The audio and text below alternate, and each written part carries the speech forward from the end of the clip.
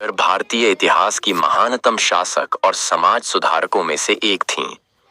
उन्होंने न केवल अपने राज्य को समृद्ध बनाया, बल्कि धार्मिक, सांस्कृतिक और सामाजिक उत्थान के लिए भी महत्वपूर्ण कार्य किए। आइए उनकी पूरी कहानी जानते हैं। प्रारंभिक जीवन। अहिल्याबाई होलकर का जन्म 31 मई 1225 को महाराष्ट्र के अहमदनगर जिले के चौंडी गांव में हुआ था। उनके पिता मानकोजी शिंदे एक सामान्य किसान थे, लेकिन धार्मिक प्रवृत्ति के व्यक्ति थे। बचपन से ही अहिल्याबाई में धार्मिक और परोपकारी प्रवृत्ति के लक्षण दिखाई देने लगे थे। मालवा राज्य की महारानी बनने की यात्रा। एक दिन मालवा के शासक मल्हार राव होलकर ने जब अहिल्याबाई को गांव में मंदिर जाते देखा, तो उन्हें उनकी सादगी और विनम्रता ने प्रभावित किया। उन्होंने अहिल्या को अपने पुत्र खंडेराव होलकर के लिए वधू के रूप में चुना।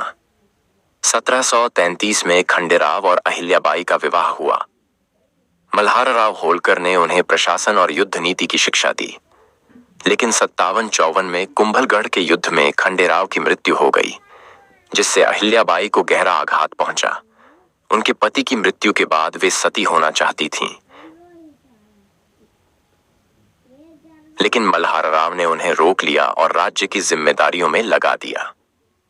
1766 में मल्हार राव की मृत्यु के बाद उनके पुत्र मल्हार राव द्वितीय शासक बने, लेकिन वे कमजोर शासक थे। इसलिए अहिल्याबाई ने स्वयं राज्य की बागडोर संभाली। शासनकाल 767 से 6795। मालवा की गद्दी संभालने के बाद अहिल्याबाई ने अपने राज्य को सुशासन, न्यायप्रियता और सामाजिक कल्याण का प्रतीक बना दिया।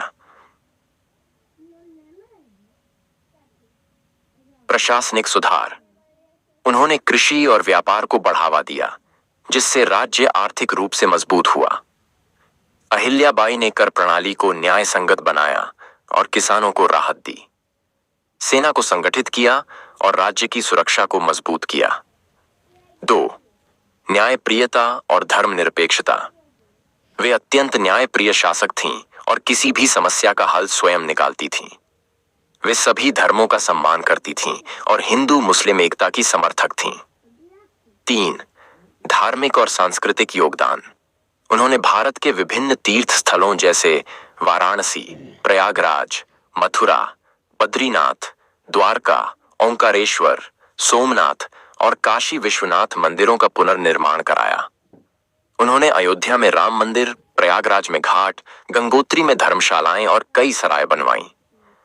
अहिल्याबाई ने गरीबों और असहायों की सहायता के लिए अन्न क्षेत्र और धर्मशालाएं बनवाईं। अहिल्याबाई की मृत्यु। अहिल्याबाई होलकर का निधन 13 अगस्त साल 1895 को 70 वर्ष की आयु में हुआ। उनके निधन के बाद भी उनके द्वारा किए गए कार्यों की गूंज आज भी सुनाई देती है। अहिल्याबाई होलकर की विरासत। उन्हें मालवा की देवी कहा जाता है।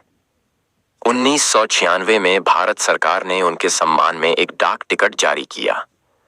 इंदौर में उनके नाम पर अहिल्याबाई होलकर विश्वविद्यालय और अहिल्याबाई होलकर हवाई अड्डा है। अहिल्याबाई होलकर एक ऐसी वीरांगना थीं, जिन्होंने न केवल अपने राज्य को समृद्ध किया, बल्कि भारत की सांस्कृतिक और धार्मिक धरोहर को भी सहेजा। वे इतिहास में सदा अमर रहेंगी।